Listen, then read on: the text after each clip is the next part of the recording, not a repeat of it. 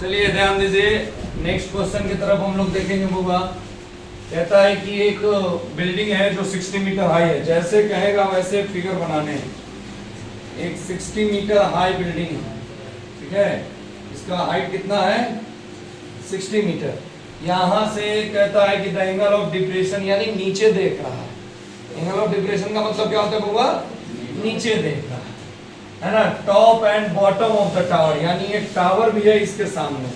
तो मान लो कि ये टावर है और टावर जो है उसके ऊपर भी देख रहा है ये, और कहां देख रहा है?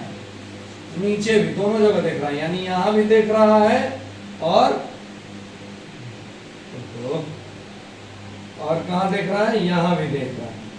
ठीक है बुआ, फिगर का तो एकदम गजब हो गया।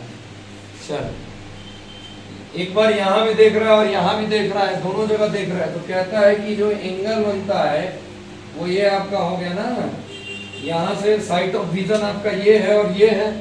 बोला क्या हुआ कि टॉप पे देखता है तो कितने डिग्री का एंगल बनता है?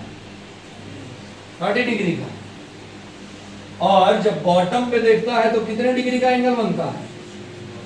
60 डिग्री का। अच्छा एक बात बताओ, ये लाइन है स्ट्रेट लाइन और ये स्ट्रेट लाइन, ये भी स्ट्रेट लाइन, तीनों एक दूसरे का पैरेलल है?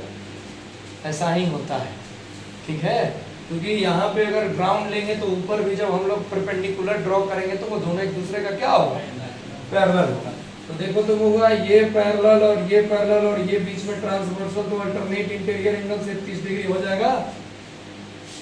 और ये अल्टरनेट इंटीरियर एंगल से कितना डिग्री हो जाएगा? 60 डिग्री। इतना चीज मिल गया। ऊपर लिखिए या ना लिखिए कोई फर्क नहीं पड़ता। ए बी सी आपका डी और क्या हो गया? ई। अब देखिए हम लोग को निकालने के लिए क्या बोला? Find the height of the tower, यानी ये हम लोग को निकालना है। मान लीजिए एक से, समझ रहे हैं? पूरा 60 दे ही दिया है और ये हमसे क्या किया है? पूछा है। यानी ये निकाल लेंगे तो इसमें से इसको अगर घटा दिया जाए तो आ जाएगा कि नहीं आ जाएगा? चलिए ध्यान दीजिए, हम लोग चलते हैं इन ट्रायंगल। कौन सा ट्रायंगल में चलोगे? A B C. तो कितना है? tan 60 डिग्री इक्वल टू क्या लिख सकते हैं? tan थीटा का वैल्यू क्या होता था? p by v। तो tan 60 लगाओगे तो p कौन हो जाएगा? ए बी और बटा क्या होगा? B C. तो tan 60 बराबर ए बी का वैल्यू कितना है? 60 और बी सी हमको मालूम नहीं, तो ये इसका √3 होता है।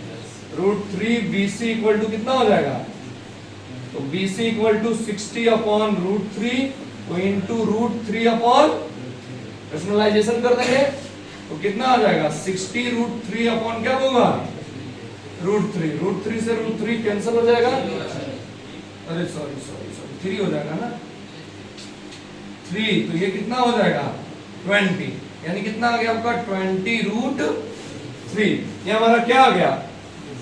अच्छा देखो, BC जब यहां से हमारा यहां तक, यानी कि पोल के टावर के नीचे का और बिल्डिंग के नीचे का दूरी अगर 20√3 है होगा, तो जाहिर सी बात है कि उसके ऊपर भी दोनों के बीच का दूरी कितना रहेगा? रहेगा कि नहीं रहेगा? अब हम लोग किस ट्रायंगल में चलेंगे कि इन ट्रायंगल ए डी, तो tan 30 डिग्री बराबर क्या हो जाएगा? क्या होगा? ए ई बटा डी ई। ठीक है, यहां पे ध्यान दीजिएगा, ए ई बटा डी। तो tan 30 का वैल्यू कितना होता? 1/√3 है ना, इज इक्वल टू कितना आएगा?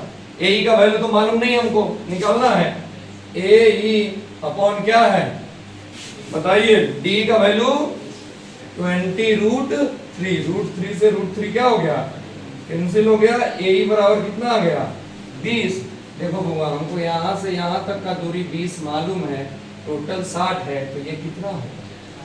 तो यानी हम लोग लिख सकते हैं कि हाइट ऑफ क्या टावर इक्वल टू 60 माइनस 20। कितना मीटर आ गया? 40। समझ में आ गया? मतलब आप अगर डायग्राम बना लेते हो तो ये क्वेश्चन क्या हो जाता है, आसान होता है। तो सबसे पहले हमको डायग्राम पे काम करना है, कैसे कह रहा है उसके अनुसार डायग्राम बनाना, ठीक है।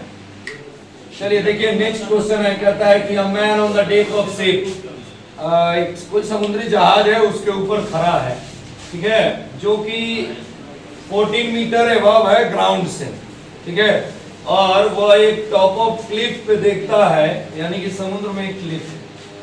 चलो देखते हैं, ठीक है। जैसे मान लो एक क्लिफ है और एक यहाँ पे नाव है, जो कि ये दोनों तो समुद्र के लेवल पे ही है, ठीक है, और ये नाव है आपका जिसका हाइट कितना मीटर है बबुआ, और यहाँ पे एक आदमी खड़ा है, ठीक है, और ये आदमी एक बार ऊपर देखता है टॉप पे, कितने डिग्री का कोण के साथ, कितने डिग्री का कोण के साथ, 60 डिग्री के साथ, और एक बार यहां से कहां देखता है, इसके बॉटम पे यानी नीचे ना, बेस पे, तो यहां पे कितना डिग्री का एंगल बनाता है, 30 डिग्री का, ठीक। तो ये 14 मीटर, तो यहां से यहां तक लेकर कितना मीटर हो गया, समझ रहे हो। अब हमको निकालना क्या क्या है ये ध्यान दो। तो सबसे पहले नामांकन कर लो, ए बी सी डी ई। हमें निकालना क्या क्या हुआ, distance of cliff from the ship, ship यहाँ है और हमको ये प्राप्त करना है, यानी हमको क्या निकालना है, बीई का वैल्यू निकालना है। इसका वैल्यू निकालना है बीई का। और क्या बोला होगा, हाइट ऑफ द क्लिफ, तो ये तो मालूम है हमको, ये निकाल के जोड़ देंगे तो पूरा क्लिफ का हाइट निकल जाएगा। तो अब तो बन जाना चाहिए था तुम लोग से, नहीं बनेगा पक्का। कैसे बना लिए, अभी तक नहीं बना था, पहले ही बोले डायग्राम बनाओ बन जाएगा। देखो एक ये ट्रायंगल दिख रहा होगा, कौन सा ट्रायंगल दिख रहा है आप लोग को, इन ट्रायंगल बीईसी, बीईसी में चलेंगे बउआ तो tan 30 डिग्री। अब देखो यहाँ पे थीटा बन रहा है तो ये परपेंडिकुलर होगा, ये क्या होगा, बेस, तो tan बराबर क्या होता है, P बाई B, तो परपेंडिकुलर क्या हो गया, BC, और बेस क्या हो गया आपका BE, यही ना बेस हुआ। तो देखो ये हमारा होता है 1/√3 इक्वल टू 14/BE, यानी कि BE का वैल्यू कितना आ गया बउआ, 14√3। एक हमारा आंसर यही हो गया। अगर तुम इसको और बढ़ा के लिखना चाहते हो तो 14 × 1.732 कर दोगे, तुम्हारा आंसर आ जाएगा। 14√3 भी लिखोगे तो गलत नहीं। आगे ध्यान दीजिए, एक चीज तो हम निकाल लिए, अब हमको क्या निकालना है, AC का वैल्यू निकालना है। AC निकालने के लिए हमारे पास BC है, तो कम से कम अब हमको क्या चाहिए, AB। तो AB निकालने के लिए हम लोग कौन से ट्रायंगल में चलेंगे, इन ट्रायंगल ABE। बताओ बुआ, tan 60 डिग्री बराबर क्या होगा, AB बटा, अरे AB बटा BE, बेस हो गया। tan 60 का वैल्यू क्या होता है, √3 इक्वल टू AB, तो हमको मालूम नहीं, लेकिन BE अभी निकाल के लाए थे 14 तो AB इक्वल टू क्या हो जाएगा बताओ, 14√3 इंटू √3, तो AB इक्वल टू क्या हो जाएगा होगा 14 इंटू 3 यानी 42। तो हम लोग को क्या निकालना था, height of the Cliff.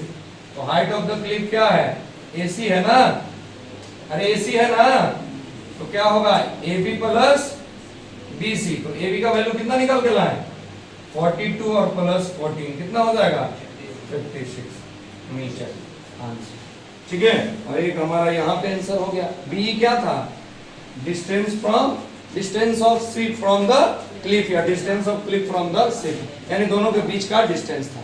Clear है। तो सबसे पहले क्या देख रहे हो कि हर में जैसे ही क्वेश्चन का डायग्राम बन रहा है, आपको क्वेश्चन क्या हो जा रहा है समझ में आ जाए, तो सबसे पहले डायग्राम बनाना सीखो, और जो कहे क्वेश्चन में वैसे ही डायग्राम को फॉलो करो, वो डायग्राम सही बन जाएगा। क्लियर है, चलिए नोट कीजिए।